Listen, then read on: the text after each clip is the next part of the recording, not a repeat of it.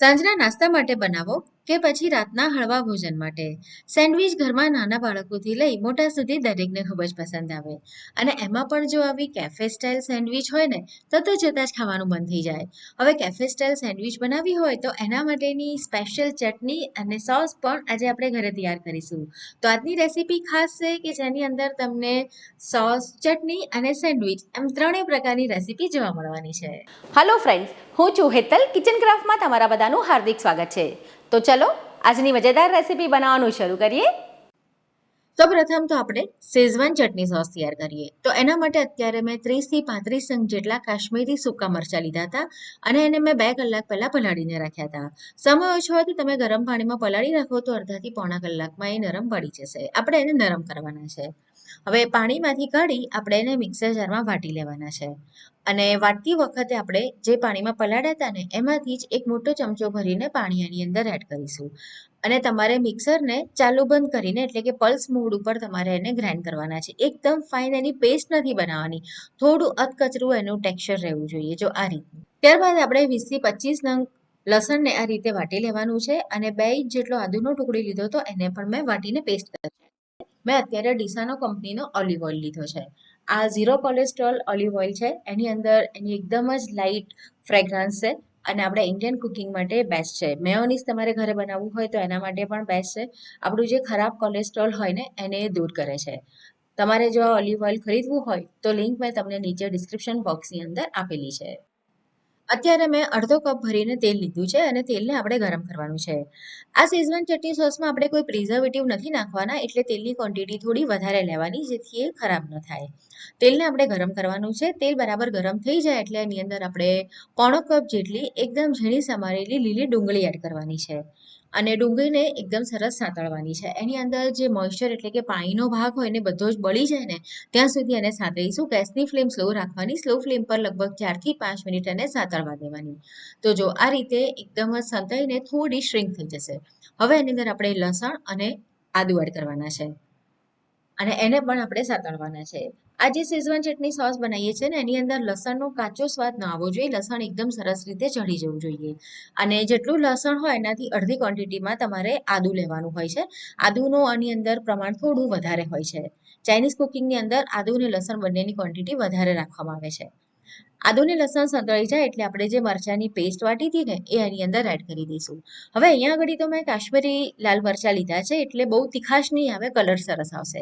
પણ તમને જો સાથે સાથે તીખાશ જોઈતી હોય તો તમે કાશ્મીરી લાલ મરચાંની સાથે થોડાક જે આપણા દેશી મરચાં આવે છે ને તીખાવાળા એ પણ નાખી શકો છો. મિક્સ કરવાનું છે બરાબર એને અને સ્લો ફ્લેમ પર જ આપણે એને થવા દેવાનું છે. આ રીતે બરાબર મિક્સ થઈ જાય પછી 2 થી 3 મિનિટ માટે એને રહેવા દેવાનું અને ત્યાર પછી એની અંદર આપણે જે ફ્રાઈડ રાઈસ મસાલો આવે છે ને એ નાખવાનો છે.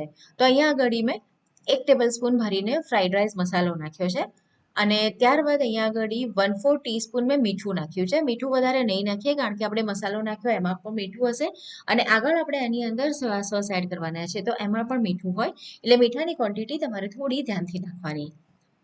બંને મસાલા અને મીઠું મિક્સ થઈ જાય પછી આપણે એની અંદર સોયા સોસ એડ કરવાનો છે. તો આપણે અહીંયા આગળ લગભગ 2.5 ટેબલ સ્પૂન જેટલો સોયા સોસ એડ કરીશું અને ત્યારબાદ એની અંદર આપણે વિનેગર એડ કરવાનું છે. વિનેગર શું છે નેચરલ પ્રિઝર્વેશનનું કામ કરશે. તો અહીંયા આગળ વિનેગર પણ આપણે 2 ટેબલ સ્પૂન ભરીને નાખવાનું છે અને વિનેગર એડ કરીએ એટલે તરત જ આપણે ગેસ બંધ કરી દેવાનો. તો આપણો જે શેઝવાન ચટણી સોસ છે ને એ તૈયાર થઈ ગયો. બસ હવે ઠંડો પડે પછી એની અંદર આપણે થોડો ટોમેટો કેચઅપ એડ કરવાનો છે પણ એ ઓપ્શનલ છે. તમને જો ન ગમે તો તમે એને સ્કીપ પણ કરી શકો. પણ ટોમેટો સોસથી શું થશે કે આપણે એની અંદર જે વિનેગર નાખ્યું છે, સોયા સોસ નાખ્યું છે ને તો એના કારણે જે ખટાશ હશે થોડી બેલેન્સ થઈ જશે. તો અહીંયા આગળ મેં 1/3 કપ આપણો જે ટોમેટો કેચઅપ હોય એ એડ કર્યો છે અને થોડો ઠંડો થઈ જાય ને પછી એડ કરવાનો. તો બસ આપણો શેઝવાન ચટણી સોસ તૈયાર થઈ ગયો છે અને તમે એને એરટાઇટ બોટલમાં ભરી અને ફ્રીઝમાં રાખશો તો 2 થી 3 મહિના સુધી એ બિલકુલ જ ખરાબ નથી થતો. હા, બહાર નથી રાખવાનું, એને ફ્રીઝમાં રાખવાનું છે. તો છે ને જો એવું જ લાગે કે આપણે બહારથી લઈને આવ્યા છે ને સેમ એના જેવું ટેક્સચર કલર સાથે આ તૈયાર થવા છે. હવે આપણે તૈયાર કરીએ અહીંયા આગળ ચીઝી વ્હાઈટ સોસ. તો એના માટે આપણે ફરીથી અહીંયા 1 થી 1.5 ટેબલ સ્પૂન જેટલું તેલ લઈશું. તમે અહીંયા આગળ ઘી અથવા બટરનો ઉપયોગ પણ કરી શકો છો. હવે એની અંદર આપણે નાખવાનો છે 1.5 ટેબલ સ્પૂન જેટલો મેદો. મેદો ન હોય ઘરમાં તો તમે અહીંયા આગળ ઘઉંનો લોટ લઈ શકો છો 1.5 ટેબલ સ્પૂન અથવા તો કોર્નફ્લોર પણ લઈ શકો છો. અને એને આપણે શેકવાનો છે. બરાબર શેકાઈ જાય આપણો લોટ પછી આની અંદર આપણે દૂધ એડ કરવાનું છે. તમે બહાર કેફે રેસ્ટોરન્ટમાં જાઓ ને તો તમને સેન્ડવિચ આપે ને એની સાથે એક ચીઝી ડીપ આપતા હોય છે. તો એ ચીઝી સોસ તમે આ પ્રમાણે ઘરે જ તૈયાર કરી શકો છો. બહાર માર્કેટમાંથી તમે જે લાવો છો ને એ મેયોનીઝ હોય છે જે આપણા હાર્ટ માટે ખૂબ જ નુકસાનકારક હોય છે જે પામ ઓઇલમાંથી બનાવે છે. તો તમે આ પ્રમાણેનો સોસ તૈયાર રાખી શકો જેનો ઉપયોગ તમે પાસ્તા બનાવવા માટે પણ કરી શકો છો. હવે આપણો જે મેદો છે એ શેકાઈ ગયો છે તો અહીંયા આગળ મેં અડધો કપ દૂધ એડ કર્યું છે અને અડધો કપ મેં પાણી નાખ્યું છે. તમે આખું જ પાણી પણ નાખી શકો છો અથવા તો એકલા દૂધનો પણ ઉપયોગ કરી શકો. મેં અત્યારે દૂધ અને પાણી બંને મિક્સ લીધા છે. થોડી જ વારમાં જેમ જેમ તમે એને ચલાવતા જશો ને આનું કન્સિસ્ટન્સી આ રીતની થોડી ગાઢી થઈ જશે એટલે કે જાડી થઈ જશે. મેદો છે ને એટલે ધીમે ધીમે ઘટ થશે. હવે આ સ્ટેજ ઉપર આપણે અહીંયા નાખીશું થોડું પીઝા સિઝનિંગ. તો મેં 1/4 ટીસ્પૂન જેટલું નાખ્યું છે અને આ છે મિક્સ હબ એ પણ મેં 1/4 ટીસ્પૂન જેટલા નાખ્યા છે. અને સાથે અહીંયા આગળ આપણે એડ કરીશું ચીઝની સ્લાઇસ. આ રીતની જે ચીઝ સ્લાઇસ આવે છે ને એના કારણે ખૂબ જ સરસ ચીઝી ઇફેક્ટ આવે છે. તમારી પાસે ન હોય તો તમે આપણું જે પ્રોસેસ ચીઝ આવે છે એ પણ અહીંયા નાખી શકો છો. તો હું અત્યારે લગભગ અહીંયા 3 થી 4 આપણી જે સ્લાઇસ આવે છે ને એ એડ કરવાની છું. એના કારણે એકદમ સરસ એનું ચીઝી ટેક્સચર બનશે. અને પછી હવે બરાબર મિક્સ થઈ જાય એટલે આપણે ગેસ બંધ કરી દેવાનો. અત્યારે ગરમ છે મિશ્રણ એટલે એની અંદર જ આપણી જે ચીઝની સ્લાઇસ છે ને એ ઓગળી જશે. અને તમને અત્યારે જે કન્સિસ્ટન્સી દેખાય છે ઠંડી થયા પછી થોડી હજુ એ જાડી થશે. તો બસ અત્યારે પરફેક્ટ કન્સિસ્ટન્સી થઈ ગઈ છે. તો આપણે ગેસ બંધ કરી અને એને ઠંડુ થવા દઈએ. હવે આપણે સ્ટફિંગ તૈયાર કરીએ. તો એના માટે અત્યારે મેં બાફેલી મકાઈના દાણા લીધા છે 1 કપ જેટલા અને સાથે અહીંયા મેં પનીર એડ કર્યું છે. તો પનીર મેં 1/4 કપ લીધું છે. અને ત્યારબાદ મેં 3 કલરવાળા કેપ્સિકમ લીધા છે રેડ, યલો, ગ્રીન અને ડુંગળી. એ બધી જ ક્વોન્ટિટી મેં અડધો અડધો કપ લીધી છે. હવે તમારી પાસે જો બધા કલર ન હોય કેપ્સિકમમાં તો તમે ફક્ત ગ્રીન કલરનું જે હોય આપણી પાસે ઘરમાં લગભગ અવેલેબલ હોય બધાના ત્યાં તો એ લઈ શકો. સાથે અહીંયા આગળ આપણે એડ કરવાનું છે પીઝા સિઝનિંગ 1 ટીસ્પૂન જેટલું, મિક્સ હબ 1 ટીસ્પૂન જેટલા નાખવાના છે અને ચીલી ફ્લેક્સ નાખીશું તમને જેટલા જોઈએ એ પ્રમાણે તીખાશ. તો મેં અહીંયા આગળ 2 ટીસ્પૂન જેટલા ચીલી ફ્લેક્સ એડ કર્યા છે. થોડું મીઠું એડ કરી દઈએ તો 1/2 ટીસ્પૂન જેટલું મીઠું નાખ્યું છે. અને હવે આપણે એને બરાબર મિક્સ કરી લેવાનું છે. હવે આ જે સ્ટફિંગ છે ને તમારે જ્યારે સેન્ડવિચ તૈયાર કરવાની હોય ને ત્યારે જ ભેગું કરવાનું ને બધા મસાલા નાખવાના નહીંતર શું થશે એમાંથી પાણી છૂટશે. તો બસ આપણું જે એકદમ ટેસ્ટી એવું સ્ટફિંગ તૈયાર થઈ ગયું છે. તો સેન્ડવિચ તૈયાર કરવા માટે આજે મેં બ્રાઉન બ્રેડ ઉપયોગમાં લીધી છે. એની પર આપણે પહેલાં તો બટર લગાડી દેવાનું. એટલે આપણે જે ચટણી લગાડીશું, સોસ લગાડીશું ને એ લોક થઈ જાય. બટરના કારણે બ્રેડની અંદર એ નહીં જાય એટલે આપણી બ્રેડ છે ને એકદમ સરસ ક્રિસ્પી બનશે. તમે અહીંયા આગળ બટરના બદલે ઘી પણ લગાડી શકો અથવા ઘરની જે તાજી મલાઈ હોય ને એ પણ ઉપયોગમાં લઈ શકો છો. હવે ચટણી લગાવી દેવાની છે. આપણે ગ્રીન ચટણી છે જે રેગ્યુલર બનાવીએ છે અને એની રેસીપી મેં ઘણી બધી વાર તમારી જોડે શેર પણ કરી છે. હવે વચ્ચે આપણે સ્ટફિંગ મૂકી દેવાનું છે અને એને ચારે બાજુ સરખું ફેલાવી દેવાનું જેથી વચ્ચેથી ટેકરા જેવું ન થાય અને આપણી સેન્ડવિચ એકદમ પ્રોપર શેપમાં બને. આ રીતે તૈયાર થઈ જાય પછી આપણે ચીઝની સ્લાઇસ મૂકી દેવાની છે અને ત્યાર પછી એની ઉપરની જે બ્રેડ છે ને એની અંદર આપણે જે શેઝવાન ચટણી સોસ તૈયાર કર્યો છે ને એ લગાડીશું.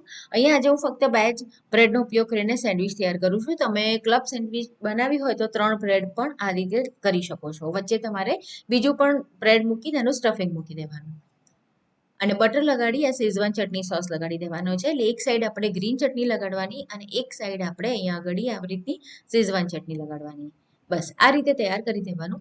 અને આવું જે ગ્રીલર પેન આવે ને એની અંદર જ તૈયાર કરીશું. બહાર તમે રેસ્ટોરન્ટમાં ખાઓ ને તો ઇલેક્ટ્રોનિક ગ્રીલરનો ઉપયોગ કરવામાં આવે. ઘરે ન હોય તમારી પાસે તો આ પ્રમાણેનું ગ્રીલ પેન ખૂબ જ ઇઝીલી મળી જાય છે. તો એની અંદર પણ તમે બનાવી શકો છો. સેમ એના જેવી જ ઇફેક્ટ આવશે. બટર લગાડી આપણે બંને બ્રેડને મૂકી દેવાની. એની ઉપર આપણે એક પ્લેટ મૂકી અને આ રીતે વજન મૂકી દેવાનું. 5 મિનિટ માટે આપણે એને એકદમ સ્લો ફ્લેમ પર રાખીશું. 4 થી 5 મિનિટ લાગશે. અને હવે આપણે પ્લેટ લઈ લેવાની અને ઉપરની જે બાજુ છે ને ત્યાં પણ આપણે થોડું બટર લગાડી દેવાનું છે. બટર લગાડવાથી એનો ટેસ્ટ અને એનો કલર એકદમ સરસ આવે છે. અને હવે એને પલટાવી દેવાની એટલે બીજી સાઈડ મૂકી દેવાની. બીજી સાઈડ હવે જ્યારે તમે રાખો ને તો તમારે એને 2 થી 3 મિનિટ રાખવી પડશે. એકવાર પેન બરાબર ગરમ થઈ ગયો એટલે બીજી સાઈડ એને ક્રિસ્પી થવામાં વાર નહીં લાગે. પણ સ્લો ફ્લેમ રાખજો એટલે એકદમ સરસ એ ક્રિસ્પી બનશે અને બહુ ડાર્ક કલર નહીં આવે. ફરીથી આપણે એની પર પ્લેટ મૂકી દેવાની અને વજન મૂકી દેવાનું. એનાથી શું થાય કે આ રીતનો જે એકદમ સરસ નિશાન આવે છે ને ગ્રીલ પેન જેવા એ આવશે. તો બીજી સાઈડ પર મેં એને 2 થી 3 મિનિટ રહેવા દીધી હતી અને આપણી જે સેન્ડવિચ છે ને અત્યારે તૈયાર થઈ ગઈ છે. તમે જુઓ એકદમ કેફે રેસ્ટોરન્ટમાં મળે છે ને સેમ એના જેવી છે અને આપણે એનું પ્લેટિંગ પણ એ રીતે કરવાના છે કે જે દેખાવમાં એકદમ સરસ લાગે. તો વચ્ચેથી આપણે કટ કરવાની. આ રીતે ચપ્પુને બહુ ઉપરથી દબાવવાનું નહીં, પ્રેસ નહીં કરવાનું, નહીંતર અંદરનું સ્ટફિંગ બહાર આવી જશે. આ રીતે કટ કરી લીધા પછી પ્લેટની અંદર તમારે આ રીતે એને સર્વ કરવાની છે અને પછી ઉપર આપણે જે ચીઝ સોસ તૈયાર કર્યો હતો ને એ આ રીતે મૂકી દેવાનો છે. તો ફ્રેન્ડ્સ, આજની રેસિપીનો વિડીયો કેવો લાગ્યો કમેન્ટ ચોક્કસ કરીને જણાવો. રેસિપી પસંદ આવી છે, વિડીયો પસંદ આવે છે તો વિડીયોને લાઇક કરી ફ્રેન્ડ્સ ફેમિલીની સાથે ને જરૂરથી શેર કરો.